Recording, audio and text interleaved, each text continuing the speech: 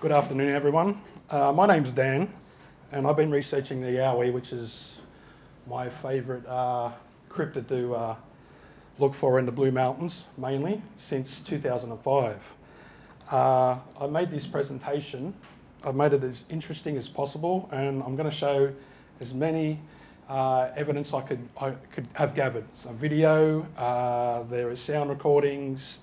So the reason why I got into researching, I had an encounter, and most people that have encounters and sightings, that's the reason why they are researching Yowies or they're interested in the topic.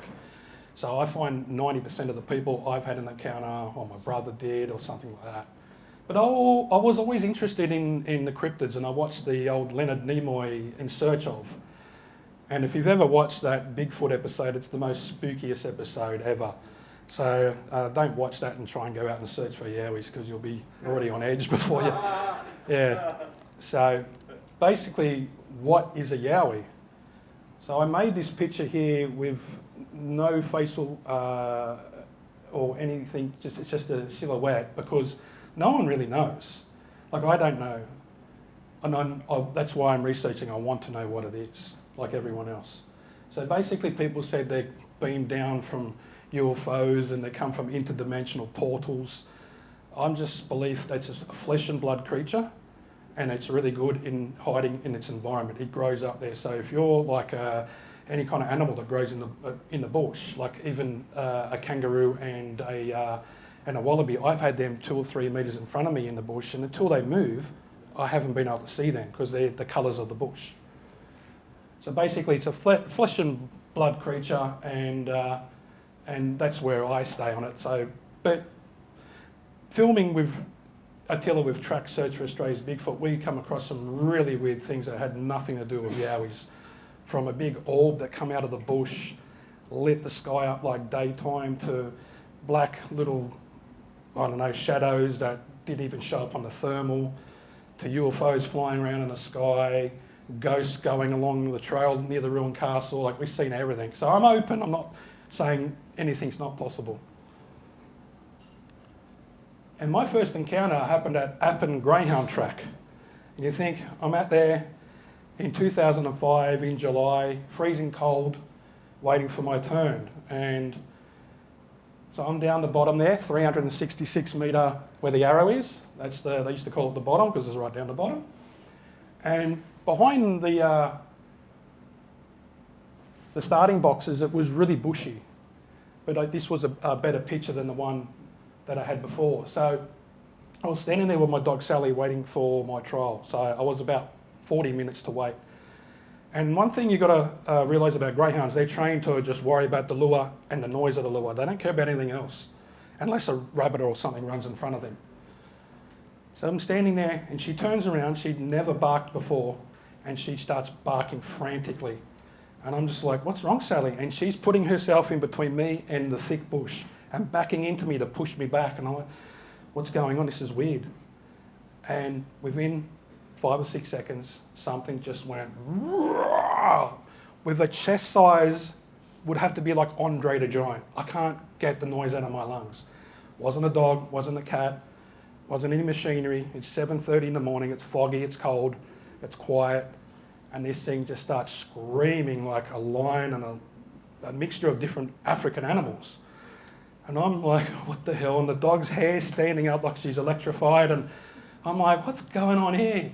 Anyway, there's a big 20-metre high gum tree just started getting shaken around, crack, crack, like the roots are really round, and they were just breaking. And I'm just standing there in fear. And the dog's just barking, and then it just took off in that direction of that arrow. And it sounded like the biggest sledgehammers hitting the ground, and all the bush was just getting pushed over like a bulldozer. So that's how I got into Yowies.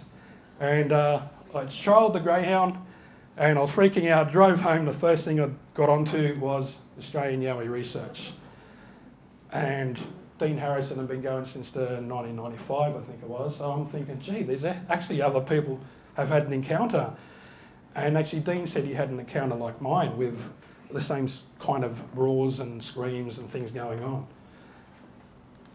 And the Yowie Hunters Forum has been going around a long time before the Facebook groups. And if you want to learn to get into Yowies and start researching, it's a good place to start, because that's where I learned how to go about things, because I'm just a normal person that had an encounter and I want to find out what's going on. I was really intrigued because I've always been interested in cryptids. So I got on there and I just started listening to what people, or reading what people would say, and I'd take a bit from him and a bit from him and tried to make up my own, my template for researching. And I started going out into the Blue Mountains. It's half an hour for me to drive there. So anyway, I go out to the Blue Mountains and I pick Glenbrook because it's the closest place to go and it's the easiest. And I go to the Red Hands Cave Trail. Have anyone been to Red Hands Cave Trail? You can drive to the cave and see the hands, the Aboriginals left there with the ochre, or you can walk. So I'm walking along, and this was probably a good 5 years after my encounter, 8 years after my encounter. And I'd be going out for a long time and I'd leave a few sound recorders. And this was basically my gear that I first started with, a $200 camera, sound recorder to try and record sound. So these would last 5 to 7 days, nights. I was worried about the nights than the daytimes. And a little torch to walk around at night. That was my gear. That's where I started. So in 2013, it's where everything started getting really, really good for me. And I was hiking along the trail. It was raining. It was about 10:30 in the morning. There was only one, a resident there with a dog, and I asked him if he'd seen anyone else. He said, no one's here, just you or me. It's a bad day for walking. I'm like, yeah, this is when I want to come out. Because after researching for this many years, I've come to find that during rain or after rain periods is when I get the best results. I get recordings, not when it's really hot. So I'm walking on the trail, and it was really weird because I could hear like children voices coming from the right. They sound like 5-year-old kids, but in an Aboriginal language. And I'm like, who would have their kids out here on a trail? And then I started walking a bit more, and there was teenage girls talking, but in Aboriginal language. I'm like, something's weird, what's going on? And then I'd hear voices that were adults up ahead. And as I said, Aboriginal tribe still living here? I didn't know. So I kept walking and something started paralleling me. And when I'd stop, it stopped. And I thought, maybe it's a wallaby. But after 800 metres of going through the bush, it was still paralleling me. And then I got to an area and stopped and thought, this is a good area. I think I got there first before, and I'm going to try and see what it is. Sorry. And that's what I saw.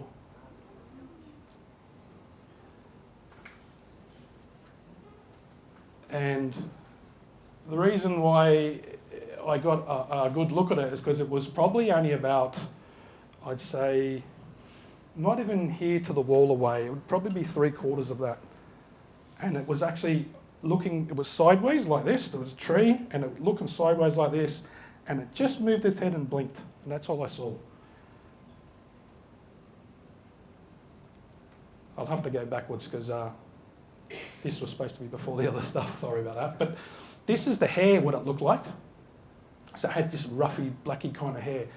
But the eyes are similar to what I saw, but the mouth on it is a lot different. As you can see, it's got human-type features, but they're all petite. It was only about 3.5 foot tall.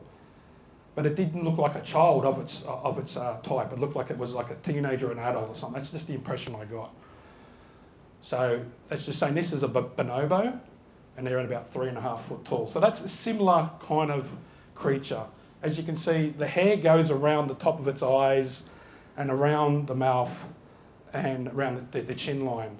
I know there's a few features that are different, but the hair was pretty much, that's how the hair looked, like that. And the eyes were head on and like it is, but the nose and the mouth are completely different.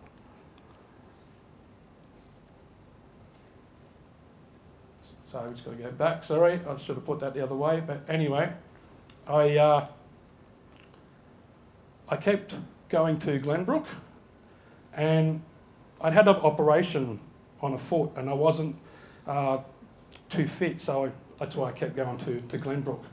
And I got this video by trying to break a tree branch that had been broken. And in the background you can see this black figure. So that was probably about 15 metres away. And I'll do a slow-mo now. So that's a slow-mo. This is the original. Sorry, this is the original. Right. No.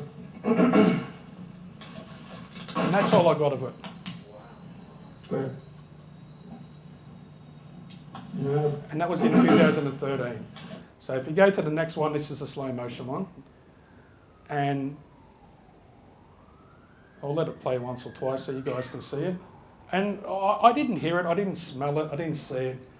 I was too busy worried about cutting that, breaking that tree, and I had a flu and had a sore foot. So my mind was on other things, not just, and I went back, and what I used to do is, and still do to this day, is I'll get my videos on them out and I'll watch it by quarters, and I'll watch the whole video this quarter, then the whole video that quarter, and then that quarter, and then watch the middle, so I don't miss anything.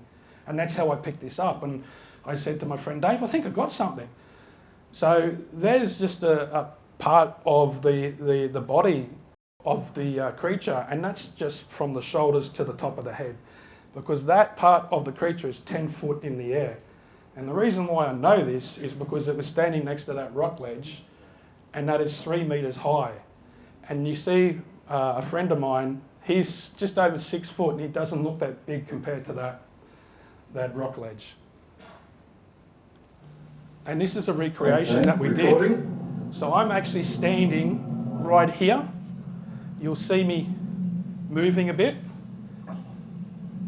So I'm here. And we're trying to work out how tall this creature is. That's it. But I'm going to drop the camera angle down. I can hardly see you there. You're 2 metres forward of where you were standing when the original video was taken. And just looking at this.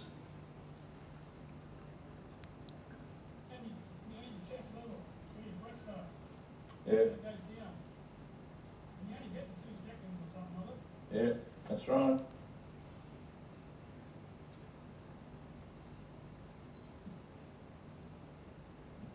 So that was about 2 or 3 months after I actually filmed it in 2013. So I kept on doing some more research there, and this is a sound recording. Oh, gotta get. Sorry, I'm not really good with these things. Just how do I get this sound? You gotta wait? Try to go forward again. Here we go.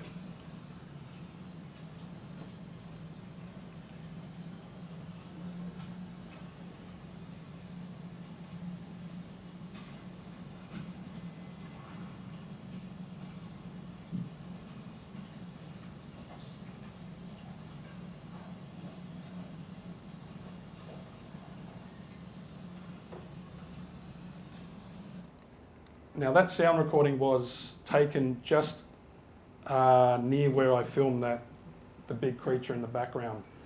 And where it jumped off was about 2 meters high, and it was about -3 or -4, and it was probably between 3:30 to 4:30 in the morning.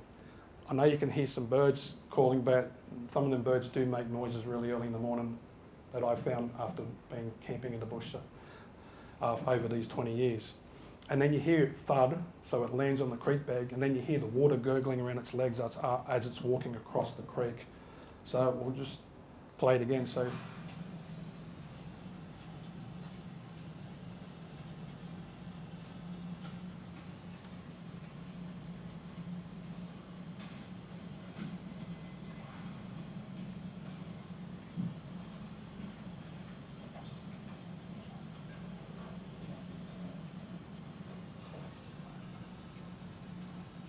And another reason why I chose to do this area is because there's a campground called Europa, which is over the ridge. And people leave food in the bins and that there, and I thought it'd be a nice area for and easy for them to get through, coming from maybe a area where they live through to where they can find some food.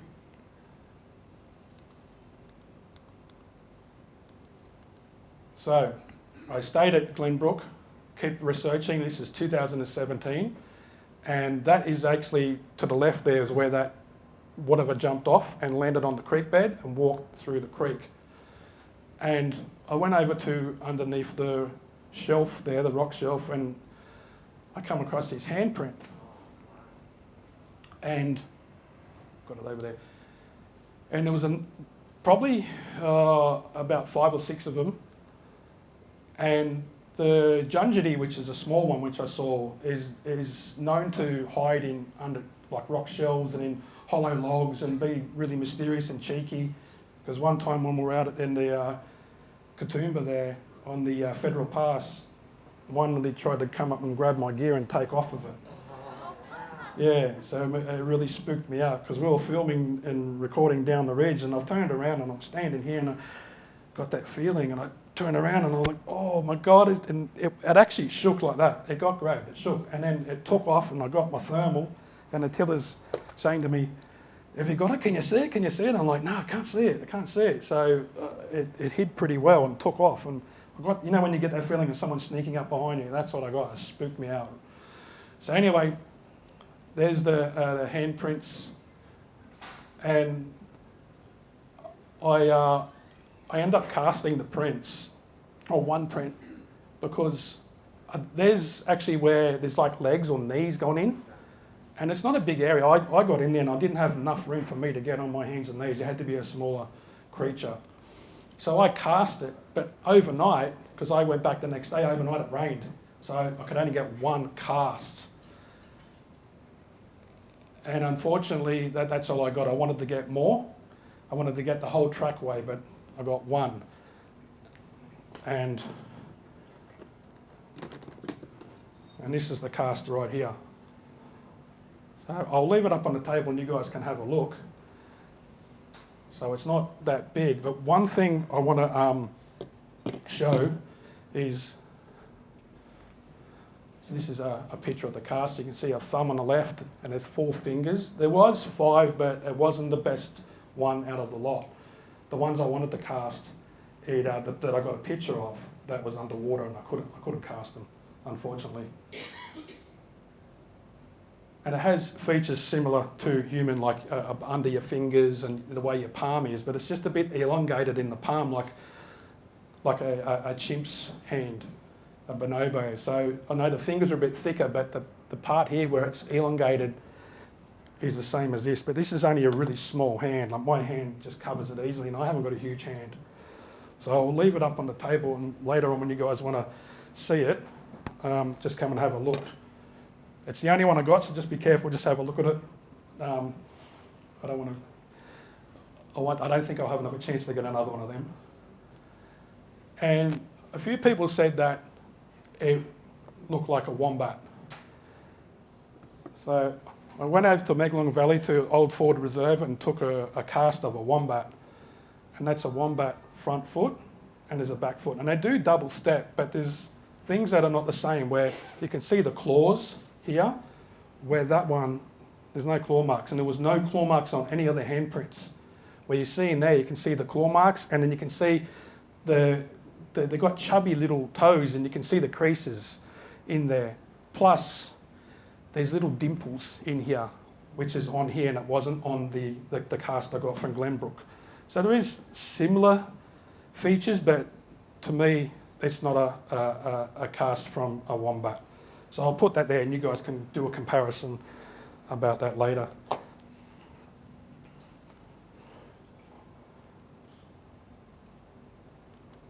Sorry.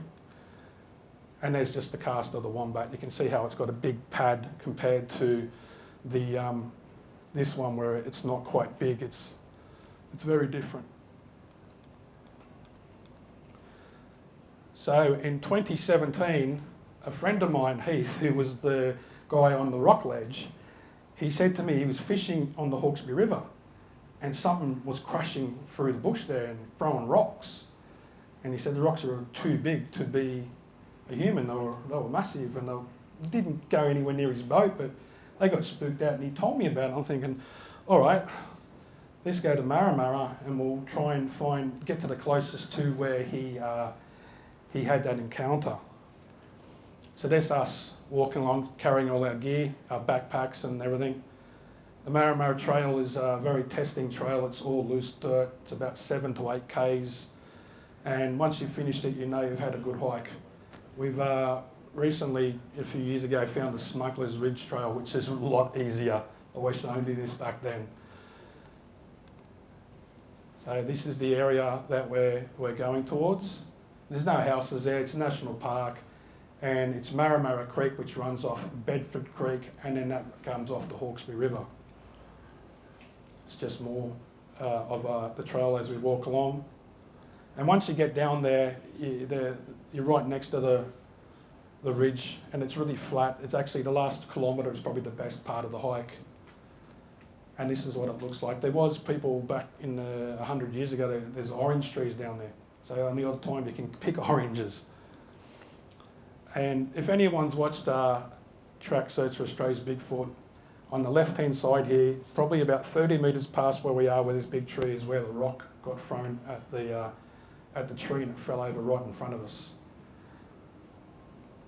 And this is where just the tent. This is showing a bit of the campground where we ended up in the Marramara. You can only get there via a boat, and that's during high tide because the water actually goes right out. You can just walk through the creek. And this is the area that's right around the campsite. And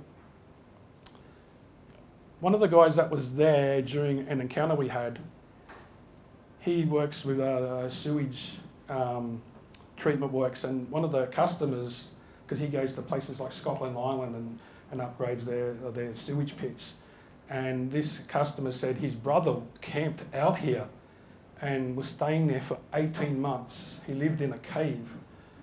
And I'm like, wow, I lived in the cave in Marramara, it's a spooky place. And he said he ended up leaving because of the amount of spooky things that were happening there. Like things were running around in the bush, and he said they weren't native animals that he knew about. So it's pretty thick bush down there. I don't think there's been a fire there for a long time, so you can just hide a few metres away and no one's going to be able to see you. So there's the little trail going down to the creek. And you can see how much water comes out of that creek. It goes really flat where there's not much water. So if you're in there with a boat and you get stuck, you're waiting for the tide to come back in. And most of the action, nearly all the action comes from that other side of the creek. So there's a bit of sand up here, and we'd put our little chairs down in the parabolic dish, and we'd just be sitting there with everything pointed across because there's some weird noises going on in that area. And it's not like every time you go out you get something happening. I'll go out 10 times and I'll probably have one thing happen really good in those 10 times going out. You know, some people say they go out and they see a Yowie every time. It's just not the case.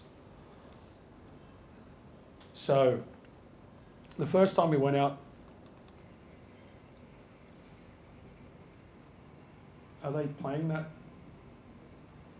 Yeah, we can hear it. Can you hear it?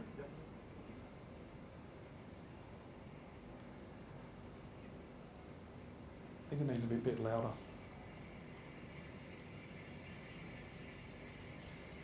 It's a bit.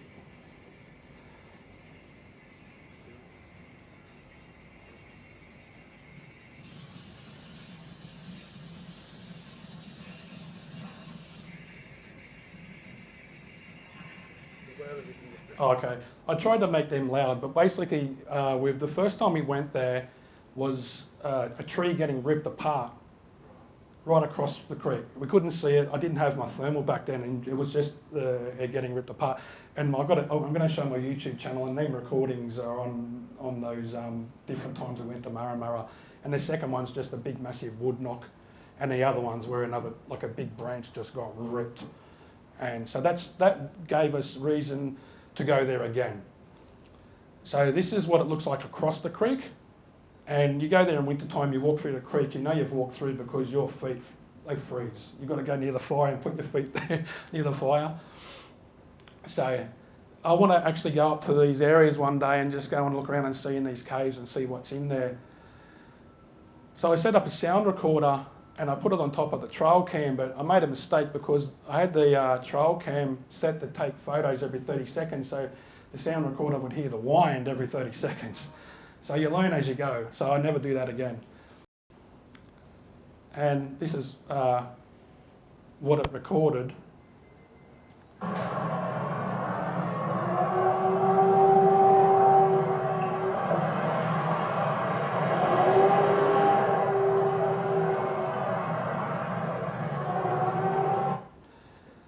So my wife is over here and she didn't really believe in Yowies, and I got a sound recording of her stocking the fire with all the wood she could get, and I'm just going, babe, quiet, I'm trying to record this. And it was the only thing that happened that night. And I was saying to my fellow researcher that didn't come the first time and said, sorry man, it's not like we get something all the time. He goes, yeah, I know that. And I'm just about to say, I'm going to lay down in the tent for a while. And as soon as I put my hand on the zipper, bang. And the recording actually doesn't do justice how loud this sound is, the actual creature or whatever it is, because I don't think it's a dog. And it went on and off for about 35 minutes. And it ended up coming across the creek, like winter time, a creek that's full, freezing cold, and then this another couple happened to be there. And we've gone out to Marama a few times since we've become good friends. And he actually got out of the tent and lit a fire because him and his girlfriend were freaking out. And we're pointing the torches towards them because we could hear it come that way. And he's looking back at us like going, they must have heard it too. So he's pointing his torch there. And then it ran off and then nothing else happened. So the next recording is going to be a comparison between the Yowie howl that I'm saying is suspected Yowie howl because I didn't see it, and wild dogs and dingoes.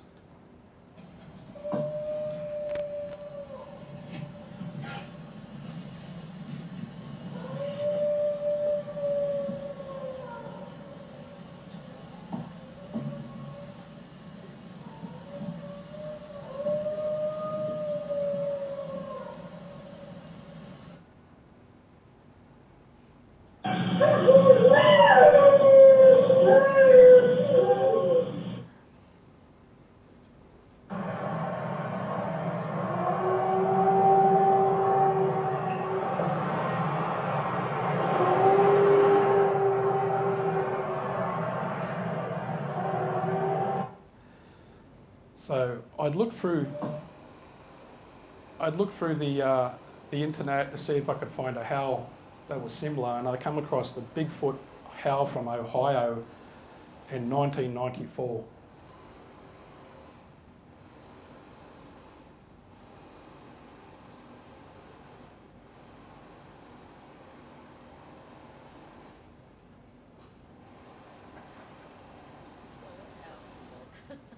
This doesn't sound like.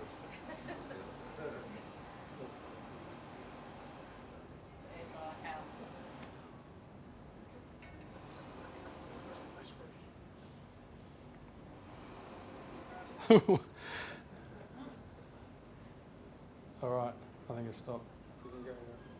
All right. Let's put it up a little bit.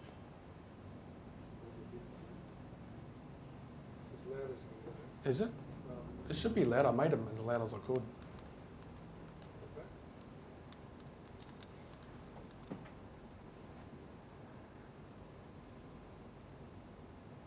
No, it stopped, I think. Other way. No, other way.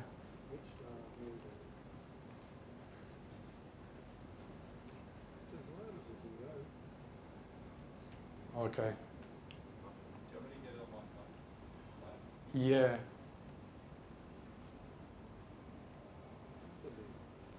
It's my first time doing a presentation, so I've made them as loud as I could. So they all work so far. So but basically this is from Ohio, and it has the same kind of pitch, and it's up and down. You can hear a dog barking and it's going up and down. And hopefully Attila can get it. It's got Ohio 1994. Yeah, I'll play it. Just excuse it. That's it.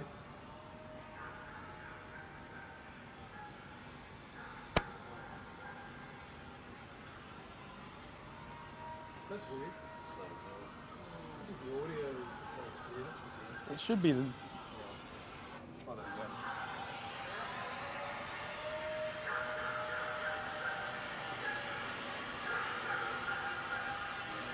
Do you want to hear that? That'll do. Okay, so that's pretty similar to the one I recorded, and they're in 2 different countries, North America and Australia. Sorry about that. Didn't want to work. But, so just after I did, I had got that sound recording, I made up a magazine, and then it was just something for fun. And the one on the left was from June in 2017, and the other ones were from other 2017 and 2019. And actually this is a footprint that I got on a trail called Lindeman's Pass. And it's actually 42 centimetres long. I didn't cast it or anything because I was just out for a hike with my twin boys, and they were 13 at the time and now they're 23. And there was other footprints there, but this one was way bigger, longer. There was actually 4 toes up the top. The ball of the foot on the left-hand side was about as round as a tennis ball. And you can see the arch of the foot was all here. The arch of the foot was all here. It wasn't really wide, but it was really, really long. And Lindeman's Pass is a trail that goes between Wentworth Falls and I think Lura, and it's really hard. Like, if you're not experienced, you don't go on there. Like, I wouldn't even go on any more than what I did. And that was actually a recreation from Ray Doherty's, like a picture he got, and Buck Buckingham actually made that bust of that head, so that's why that was on the Yowie Times. And I stopped doing it because I wasn't going out on the weekends researching, I was doing magazine, and I'm like, I want to go out and do some research, so I stopped doing it in June of 2021, I think it was. So that's my YouTube channel, Australian Yowie, and the Marramara, the best sound recordings I have, other than that howl, is on this video, which is 18th of the 7th, 2020. It was just after the COVID had over and we got out there. But they started making you have bookings where you could just turn up any time before. So someone had booked a campground, and we actually stayed 1 kilometre away at a place called the Orchard Campground. So, excuse me, it was actually a good thing because we got the parabolic dish here, and there's like a freshwater creek just before you get into the campsite. So we placed it down there, and I've got noise cancelling headphones and that on there, and we were just standing there in the dark, and I didn't have the thermal then. It was just after that I got that, and we were just recording all these weird sounds, and something actually walked through the freshwater creek and you could hear the droplets coming off the body going into the water. And then other screams that sounded like we just called it Monkey Girl, and you could hear rocks getting thrown into the creek and all different things for about 25 minutes. And then the next place we went to was in Barrington, and we stayed at the Gloucester River camping area in 2018, and it was really cold. It got to -7 at night, so we were around the campfire if we weren't out walking around trying to look for yowies. As you can see, this is the camping area, and the warmest part is up the top. If you go down to the right hand side, if you're ever going to go there, it is really cold, so up the top is the best. There's only drop toilets, there's no showers, so it's $8 a night to go there. Really beautiful area, really thick, lush bush, a lot of water, a lot of small animals, a lot of food sources for anything that's a big animal to eat. So we go out, this is the second night, so we go walking out along the road, and we're going up to just to see what we could find. So I'm actually using this camera here, and with some night vision, just extra night vision IR lights, so we could see a bit better. And I do have like a rifle scope one, so I can see a long way, and the camera actually works really well with that. So I did take the sound off this. You can just see how cold it is by every time I take a breath. It's like a lot of the mist coming out. So we'd walked along the road. There was about 6 of us, and I'd heard a noise coming from up in the bush, and we said, we'll go up there and we'll go and see if we can see anything. So we've only really got torches here, and I've got my camera and the night vision, so we're just walking along, and we noticed on the left-hand side something had been coming down from the ridge. It'll just clear up in a sec. Sometimes it struggles to get a clear picture. So you can see something had been coming through the bush and coming down and using that to get from probably one side to the other. So we thought, oh, this is a good area, we might just hang around here. And then I thought I saw something move, and I'm thinking, okay, so was that just a shadow of one of the torches moving around, or was that actually some animal in there in the bush? So I took a bit of a look and kept the camera there and really didn't see anything. And we'd walked around, and I thought, you know, we'll go to another area. So I get into the bush, and I'm on the right-hand side, probably a good 8 to 9 metres, maybe 10 metres in the bush, and I'm using the camera. And because I've got 4 people or 5 people to my left that are pointing all torches into the bush here, I'm not really worried about looking that way. I'm thinking if something's there, they're going to tell me, and then I'll record it. So I'm just worried about straight in front and to my right. So I'm panning around, and there's a lot of like natural blinds there where you can't see through. There's a lot of vines and bush, thick bush. So one of the ladies there, Katie, actually was filming this, and she come back a few days later, actually a couple of weeks later, when I did a talk up at Nana Glen about some of the research from Glenbrook that I showed you earlier, and this is what she filmed. So basically they're just on the road and I'm in the bush, and if you keep an eye on somewhere here, you'll see something move, come from the left, and then where that kind of torch is in the middle, where the light is, you'll see something move to right there, and then it kind of stops, and then it'll get up and it'll walk away. And some people have said that, oh, it's just a snake. I don't know what snakes are out of -7. You've just seen how cold it is. Yeah, it's a snake, and I'm like, oh no, it's not a snake.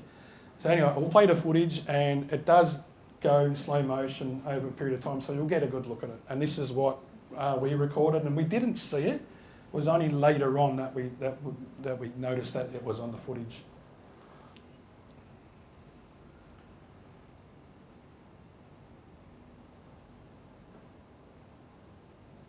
But you'll see something move along here, just barely, and it'll.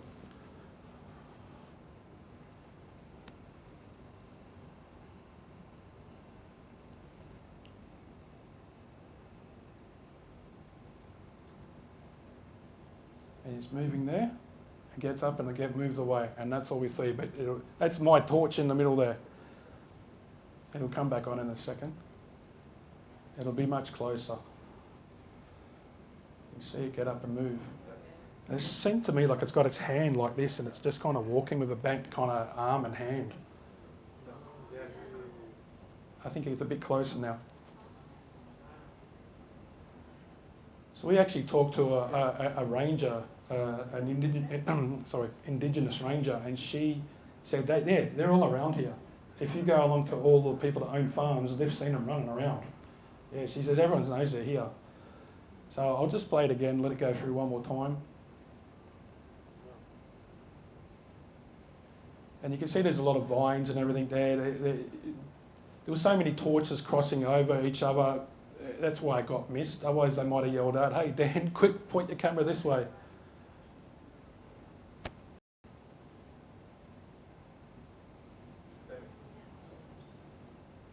And it probably would have been maybe, not really tall, probably 5.5 foot tall. It wasn't a massive creature. So that's one of the little fellows they call it. Pardon? It's one of the little fellows they call it. Could have been, or it could have just been a young Yowie. Could have been Junjidi. Junjidi is it's too tall for a Junjidi. They're like only really small, 3.5, 4 foot. But it could have been a juvenile.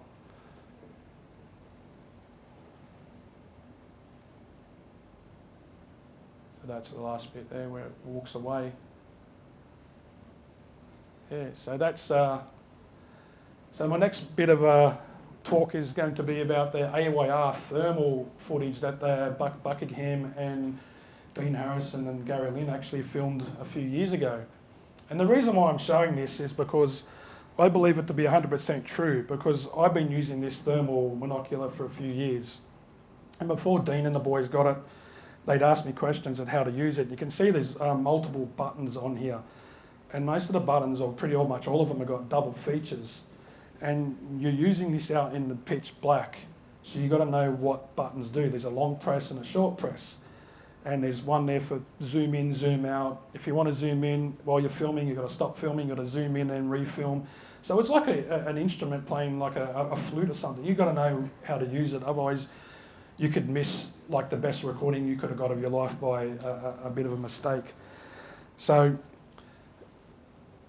the reason why I'm showing this is because you see the picture there, how the whole heat signature is uniform, one colour. If you wear clothes, it looks like that. You get different heat signatures, and you can see where his skin is, it's all that same yellow. And where the shirt is, the creases, the heat signature comes off in different temperatures. So this is actually Gary Lynn, and I was showing what he looked like. And people have said, oh, it's Gary and someone else from AY on there. His shoulders aren't that big. He's a big man, but he's not like shoulders that 3 to 4 foot wide and 7 foot tall.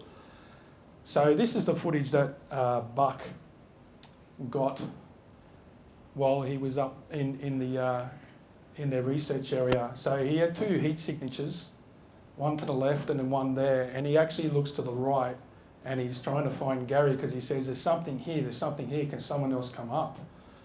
So Gary actually only went so far, and he said he didn't keep going because he knew Buck could be getting something special. So he's concentrating on this one here, and then when he goes to the right to see where Gary is, and Gary's way down trying to make his way up the trail, he looks to the right now to try to see where he is. He couldn't find him, so he said, I'll just go back to it. And then this heat signature is iron hot. You've got white hot, everything that's hot, it shows up white, black, red, and he does go through the cycle because he's actually saying he was still learning how to use the actual, the monocular, the thermal. So he goes to the one on the left and he's thinking something's here, and then it just pops out of the bush. And you can see how the colours here, there's red hot, he'll go to white hot, black hot.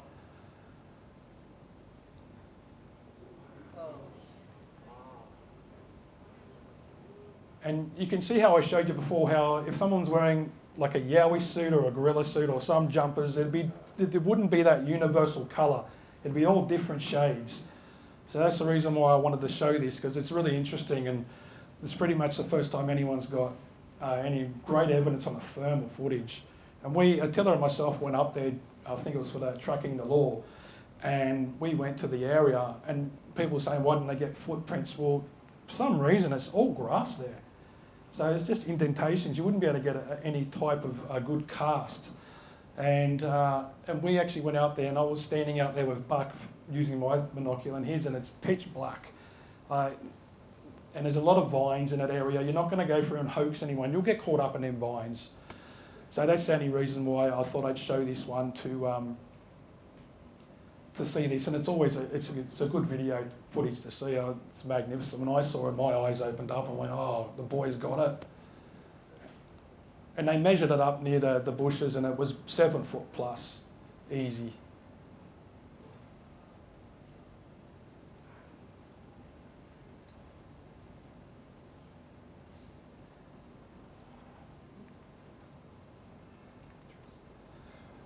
Okay, so I've got a history channel as well, and while going out in the Blue Mountains, I've come across a lot of stories that people don't get to hear. And I recently did one about a lady called Audrey Mountfort, and she ended up living in the cave. And I actually found the cave on a lady's property. She took me up there, and just a bit of a story about her, and other stories about you can see the big old boiler up there, which is down in Falconbridge.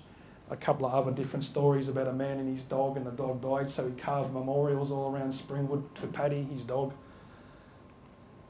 And that's the end of that for me, but I'm just going to talk about some of the gear that I use.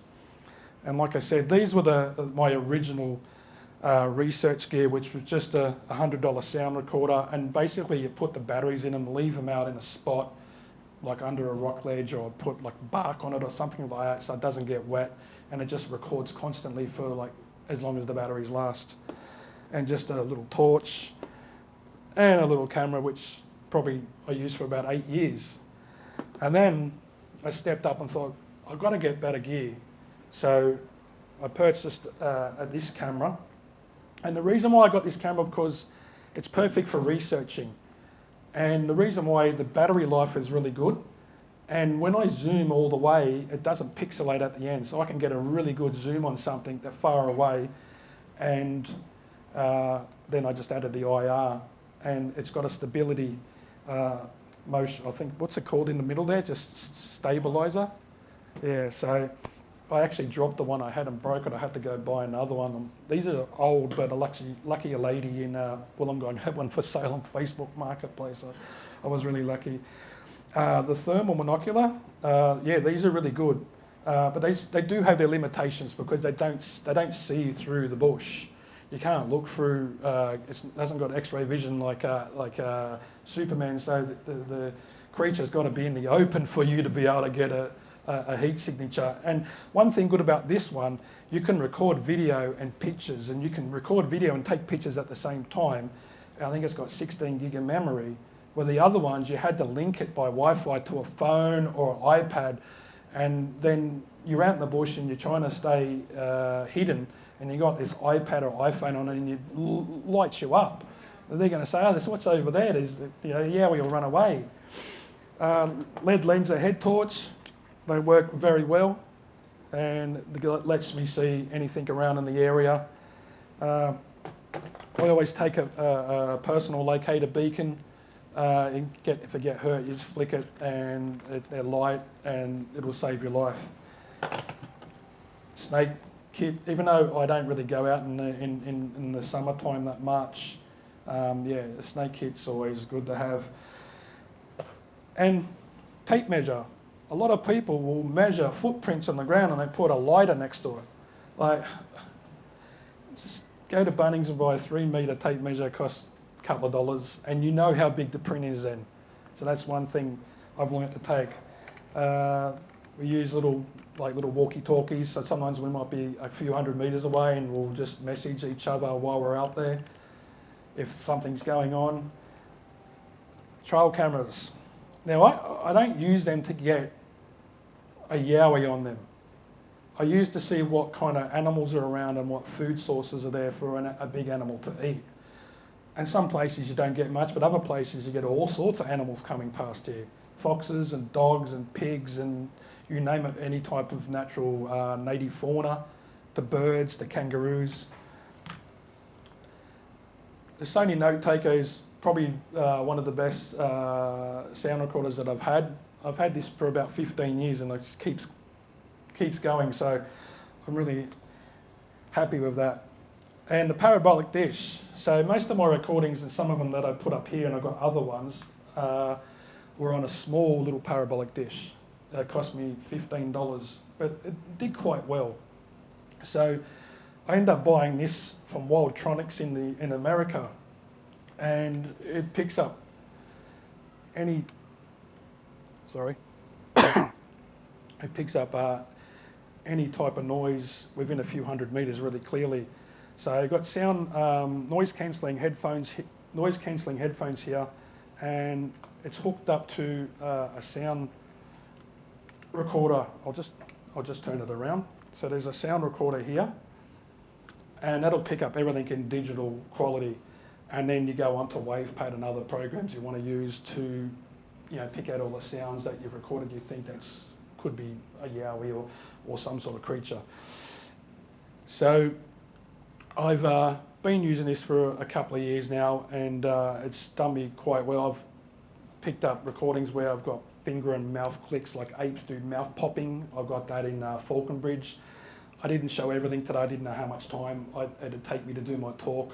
I haven't done one of these talks for a number of years, so that was one reason I didn't just put heaps on there. I didn't know how much I could let you guys know. And I forgot about one story.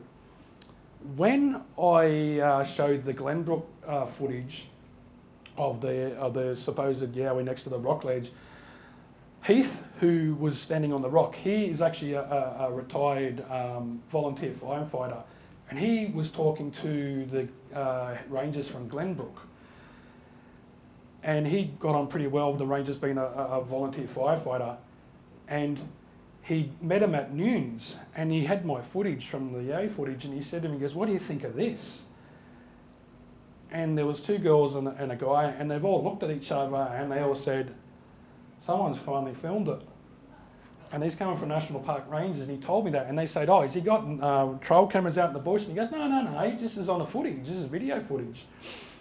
And so one of the rangers there said, yeah, she was watching some of the workers fixing up a trail when she was up on the top of a lookout looking down, and she had the binoculars and she noticed there was a clearing there, and she thought, "Oh, there's a big pig down there and it's massive." And she said, until it got up on two legs and walked away. And it was all hairy. So these are the stories that he told me. And I'm like, oh, wow, that's pretty good. So that's why I kept going back to Glenbrook.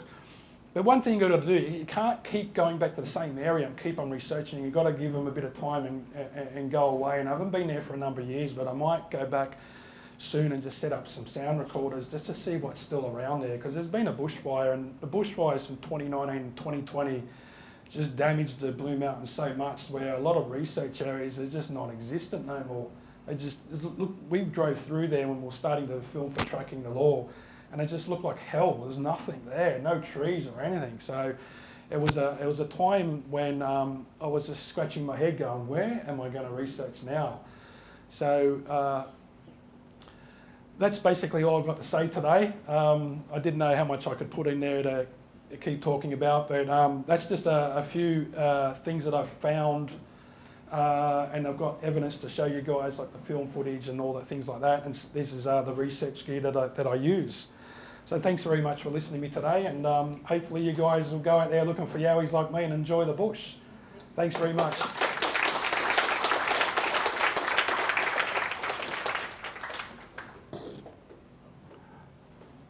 Can we do a few questions? Would that be okay? Yeah. Anyone got any questions for Yowie Dan? Yes? Just. Hi Dan, Paul's my name. Hi. When you were talking about the Yowie that touched your bag, did you think of getting the DNA tested? Oh, it touched the parabolic. Yeah, I thought you No, it didn't cross me at the time. Yeah. With DNA testing, how it's advanced, there could still be some DNA on it. And I'm very much a believer. Please believe me. I'm not saying. No. Yeah, I didn't really come to mind. But I think there's so many people that have touched it since it probably wouldn't get a clear. You get some sort of human. But we've touched every part of it, and I'll probably something in the future to think about. No, thanks for. I enjoyed it very much.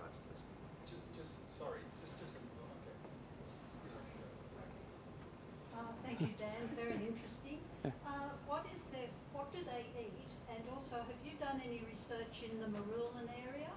There is a lot of mythology about the Marulan bear. Okay, yeah. My family run a business, not that my brother-in-law believes in them, but one of the workers, when closing a gate at Penrose State Forest, I think it was, about dusk, saw something and will never go back there again. So there is a lot of mythology around that area. So I just wondered if you've ever been there, or is that your next stop? And it's also very close to the Shell Harbour, Haven River.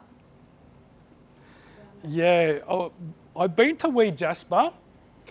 I've never been to Marulan. No, Penrose. closer to Goulburn. Yeah, I know where Marulan is. Yeah, I've been through to Goulburn.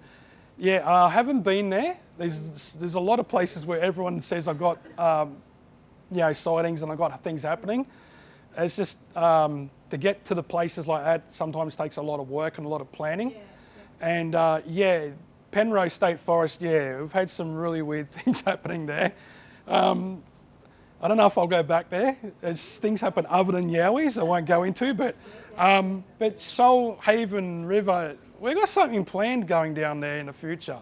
Yeah. So yeah, we're looking into going in the Shoalhaven River and try to get to places where there's no one around and see what we get. Yeah. And what's their main food source?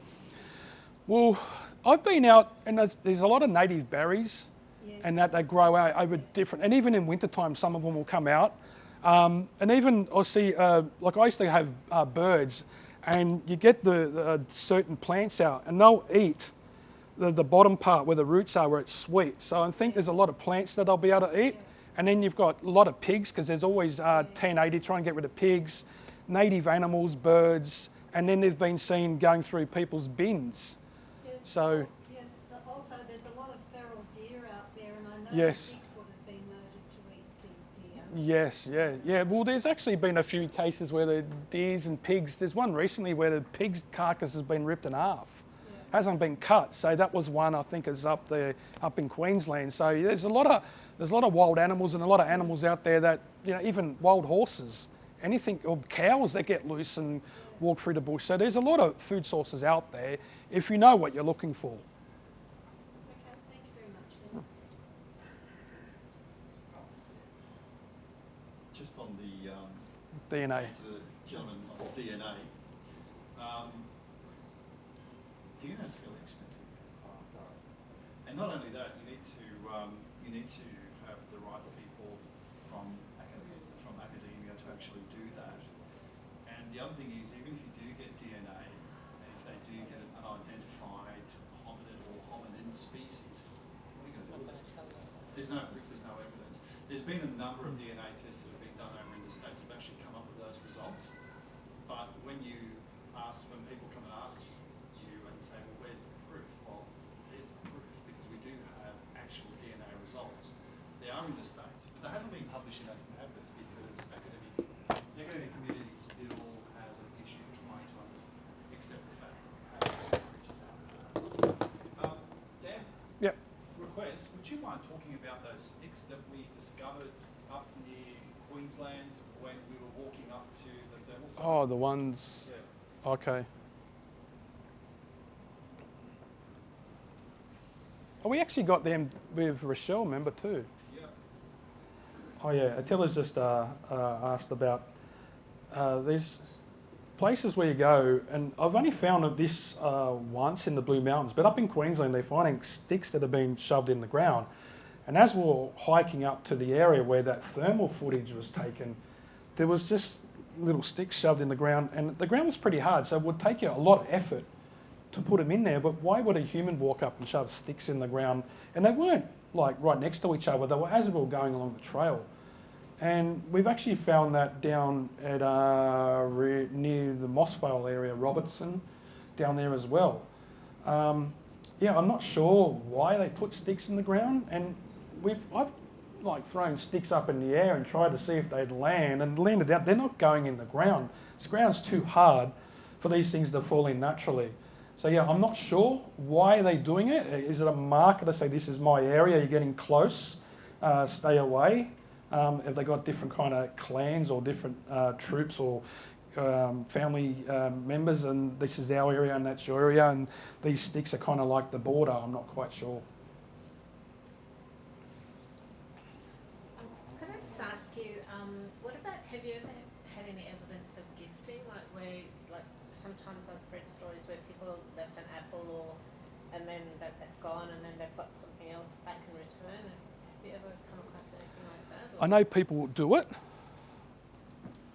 Yeah, I know people do it. I haven't done that. I know Gary Lynn up in Queensland and a few people that he deals with do that, and they put like marbles in, and then there's food, put food in, and then some sort of marble or something, or they sometimes they arrange sticks in a certain way as well as like a marker. Yeah, I haven't been doing that, but yeah, I know some people. I haven't come across it in the Blue Mountains. I mainly do the Blue Mountains because it's so close to get to, but I've been to Wee Jasper, to Barrington, been to Pilliga, we've been out the other side of the Blue Mountains, Wee Jasper, where else we've been, Penrose, we even went into Balangalo. That was a spooky place, that one. Yeah. We were near a couple of the grave sites, unfortunately, but yeah, that was spooky. Got one at the back. Thanks. Ben, thanks for a great talk. Thank you. From the track video, I think you're on the expedition where you're in a very isolated area and there was a fallen tree trunk and there was evidence of a bird that had been plucked and there was no blood, and you said in the documentary that there wasn't any animal that could do that. The question is, was it just one creature that was at that feast? That was or were there with you. others? That was with you, not with me. Yeah. This track. Yeah. Sorry, mate. There was. I wasn't there at the time. There was a bit of footage down near a that part- when I wasn't there. Part of the Blue Mountains called Cedar Creek, which is basically the Jamison Valley. It's off the track, so we had to hike off the track to get there. And effectively, what we did find it was almost like a table. So these plucked feathers were there, but there was no sign of blood. There was no sign of any carcass or anything like that. So it's almost like something went there, found a bird. I think it was a gangang, feathers. And what it looked like it did, it found the bird, plucked it, and cleaned it up, and then left all the feathers there and took the carcass with it. But this wasn't the first time we've actually seen something like that. So we have seen this, not on frequent occasions, but on rare occasions before.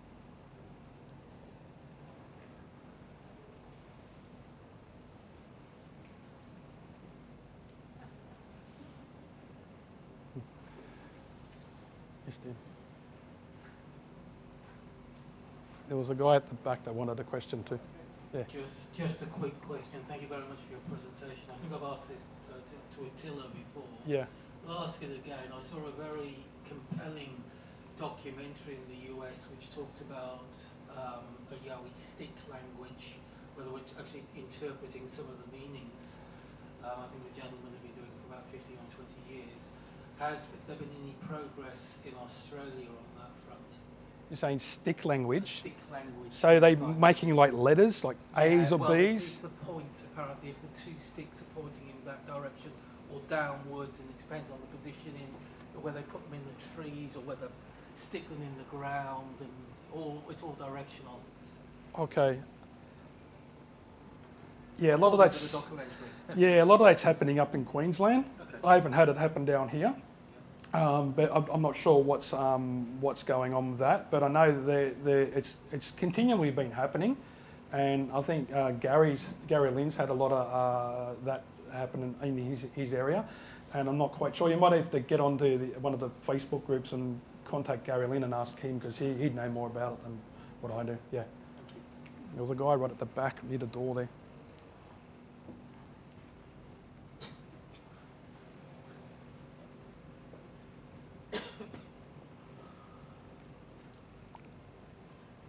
How you going there, Dan? Okay.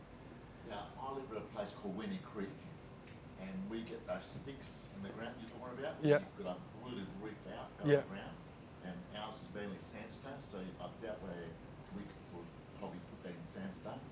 The other things we get too is kangaroos with their heads missing. Yeah. They've actually been ripped off, and deer with their heads ripped off. And you can tell where all the tendons have been ripped. It's not someone's cut it with a machete or a dog's attacked it. It's actually been completely clean. They haven't been found up in a tree, have they? Yep. Because I've watched a couple of the big cat ones, and they've found the kangaroos up in the tree with their heads and that ripped off. Yeah. It could be big cats, not Yowie related. You know the growl that you about the one you had? Yeah. I've heard that probably twice now in the last 5 years. Okay. But usually about 2, 3 in the morning. And because there's a camping ground not far from where I live, a lot of times I think it could be the people there, but I doubt that. Maybe It's too loud. get a sound recorder Yeah. and just put the AAA batteries, and I set it for a lecture, Yeah. so it can hear things further away, and just hit record and put it in a rock ledge, or put it like under somewhere where it's not going to get wet if it rains, and let it go for until it runs out. Go a week later, pick it up. You can download WavePad, which is a program. This will all go on there, and it'll have all the spikes, and you can just put headphones on and just listen. and then you can cut them out and you can and put them on your computer. Yeah, and the other things that I've seen with my friends is this during the day, I'll call it the shimmering people. Yeah. And what it is you see a creature, but they're actually shimmering and they hide behind a tree. Then when you walk around to the tree, there's nothing there. Okay. And you see that all the time. I got a story that would happen up at the Wadigans. I'll tell. How much more time? How much more time have I got? Am I all good for time? 15 minutes? Okay. To answer the question, I went to the Wadigans, I think it was in 2018, with a fellow researcher, and we stayed there for 2 nights, and there's a pine campground, but it goes really long. It's a real long campground. So we camped there, but we actually did our research, walked up the ridge and went over the other side. And during the day, I'd walk down and down the ridge, and I said, I want to go to where the water is and see if there's any signs of any animals and that down there. So I've got down the bottom, and I've got the walkie-talkies, and said to my friend, I said, hey, something just growled at me like a dog, but it's not a dog, it's a different growl, and it was in the bush. And then and he's like, what? And I'm going, anyway, it's coming up to you, because I took off and went up the ridge, and he's like, oh yeah, I can hear it. So I'm probably about 150 metres down, and I could hear something running along the ridge on 2 legs, and then I can hear something chasing it, and that was my mate. And they sounded the same. And he said that the leaves and everything were moving, but he couldn't see it. He said it was like Predator, what disappeared. Yeah, and I'm just going on what he said, and that's the similar story. And I've come back up, because I can hear them running. And what it did, it actually went to the right and did like a D shape and went around and it come back to the left. And I've just come up and I'm like, oh, are these footprints mine? I'm asking Adam on it. He goes, don't worry about it later. And I just looked to my left, and here it is walking down back into the creek.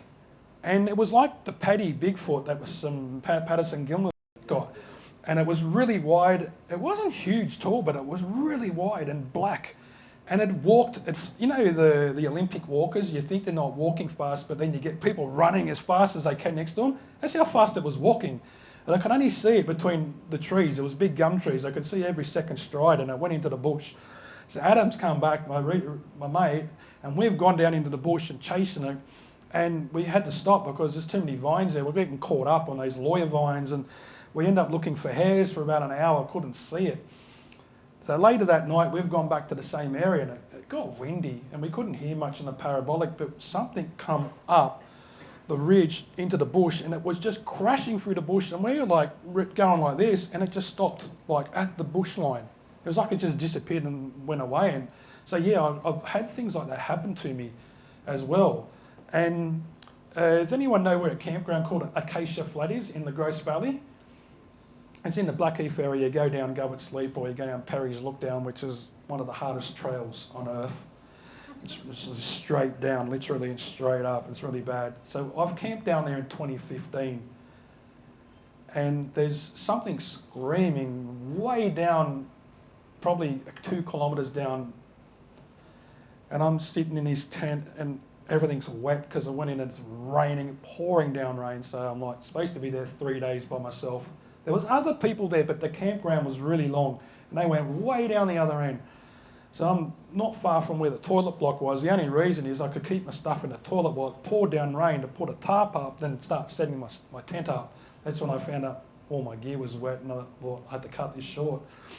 So anyway, this thing is screaming, and during the night it gradually got closer.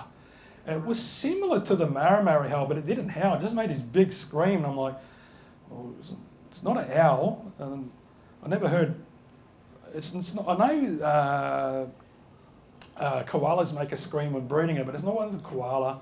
And I've gone through all the native animal screams, and even platypuses make a growl and a scream kind of noise. And it gradually kept on coming up over 2 hours, and it got louder and louder. And I'm just in the tent going, please don't come near me. Please don't come near me. And while this was happening, there was just tree breaks all through the area. It was just, when I woke up in the morning the next morning, I'm thinking, is there any branches left on the trees? And there was numerous things running around. There wasn't people, because I kind of got out and had put the torch on. I couldn't see anything, but there was just tree breaks constantly. And I'm like, And I virtually only had that little torch. All I had was that little torch here, and I think I misplaced to report a torch and a little camera, and that's all I had. So it's come really close, and it's got to the edge of the campground and made this big scream, and I'm thinking, holy, you know what? And then I hear a noise near my tent. I got a little one-man tent, so I'm in this tent, and it's not far from the bush. So I've moved the blind up and have a look, and there's this shadow. Oh, and its head would easily be where the roof is. And it wasn't like a Bigfoot kind of massive shape. It was just tall, but like a good bodybuilder size, but not massive like Arnie Schwarzenegger. And it let this massive scream out, and I just freaked out going, don't turn your torch on, don't turn your torch on. And then all the noises around where the tree breaks just stopped. And it just did this big step, and that's it, disappeared. And it was blacker than black. And it was really weird because it freaked me out. It's the most freaked out I've been doing researching. Just trying to think of other stories that we've had. Well, we went along, my wife and I and another friend, we went along Falconbridge Lookout. And it's about 7 k's to hike to the end. And I had the small parabolic, I didn't have the big one. And there was actually nothing there. This is about 1 o'clock in the morning. We were hiking during the night. And we've come back, and there's, I could hear this and mouth like that, mouth clicking, popping. That's what the big apes do that. And on the recording, he doesn't know because I've got the parabolic on. He can't hear it, but there's one like over there and there's one over there, and they're communicating through finger clicking and mouth popping. And he's like, "What's that noise?" That something about a car. He says, "I know. I'm just going shh, shh," and then you hear it pop, pop, pop, and then you hear another one over there, and then that's it. That's all we got. And then they quickly took off. So they're probably talking to each other saying there's something there, just stay still. And then when they go, well, they'll do what they do and we do what we do, and we took off. Because I've had last time I was here before, Attila talked, I had an operation on my ankle. I'm still trying to get my leg fitness. My next big adventure is going to be, I'm planning on hiking through the Jamison Valley. I don't know if Attila knows this, but yeah, so where the Three Sisters is, that's the Jamison Valley in the Blue Mountains. So it's going to be a hard hike. I want to do at least 2 nights in there because there's a AYR report about SAS soldiers being in there into a place called Chinaman's Gully or Cove or Cave. And we recently went there I think a year or 2 ago, me and Kurt. He was the guy that was at Marramara. And we got I got a quick thermal signature of something moving really quick. I'm not quite sure what it was. I can't say it's a yowie. Could have been an owl moving, but I got something there. And there's some other things happened. They thought, we're going to go down there, but it's not easy to get in there. So I've got to get a bit fitter than what I am, do a bit of hiking and get my fitness up. But we want to go straight through the Jamison Valley where no one goes and see what's in there. But Attila, when he filmed that footage, when you were saying about the bird, when it had its feathers gone, I actually camped up there it's called the Coral Knife Edge, and it's between Ruin Castle and Mount Solitary. And I thought it'd just be a good place to go. This was in 2014 with Heath, who told me about the rocks getting thrown in at Hawkesbury. And all I took was a machete, and he took a truncheon, like a police truncheon, to protect us if something come out. Because we were talking to Neil Frost, and he's saying, "Oh, there's all these yowies here. Better take something to protect me." So anyway, so we're having something to eat there. We're cooking bacon and eggs and everything. So we thought we'll let all the smell go through the bush. And we're sitting down, and it's not that wide there before you get up to Mount Solitary and climb up. And we could hear pacing of 2 or 3 creatures either side, about 20 metres down, and they were pacing back and forwards. And in, I think, tracking the law, track Search for Australia's Bigfoot, remember is it where they broke we filmed the trees broken that? Track. Yeah, the first one. And they were actually found them later on in track where there's trees broken over, but they're the same height along the ridge, but about 10 metres apart going along. Thank you. And so we were camping there, and we heard that happening, and then it all quietened down. So I laid down in bed, and something threw a rock or a stick or something side on into my tent, and my tent actually hit me in the face because I was kind of half awake, and because you don't normally get a good sleep when you're camping. And I'm like, okay, I'm going to get out and see what this is. So I've got out, and it's just fog. I couldn't even see my hand in front of my face, and I could just hear these noises in the bush. And I'm thinking, all right, they're back again. So I went, oh, what could I do? I'll just go sit in the tent and I'll try and listen. But I actually fell asleep. And he said to me that about an hour later, he goes, I could hear you snoring, and one come running through the bush right between our tents and went down the other way. And I said, when did you get out? He goes, oh man, I'm in the fetal position from the first thing that happened.